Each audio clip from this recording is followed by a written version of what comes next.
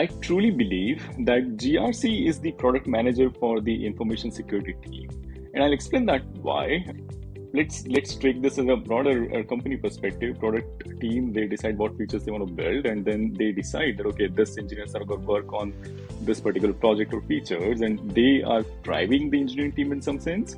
Similarly, if you look at it for the information security team, GRC is doing audits all the time.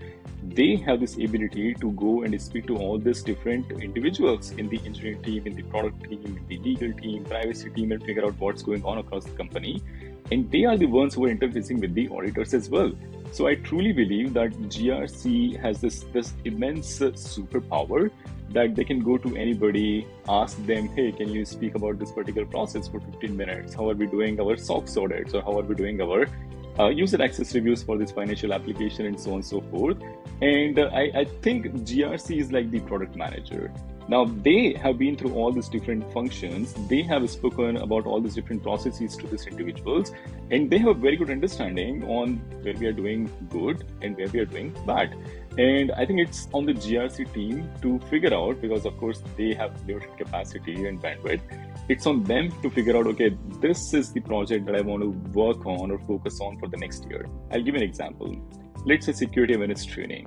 If people are not doing security awareness training, the GRC team has the view of that, hey, our employees are not doing their awareness trainings on time, and we should be focusing on that a little bit more. They can make that as a project to kind of go and reach out to these individuals and say, hey, can you do these trainings?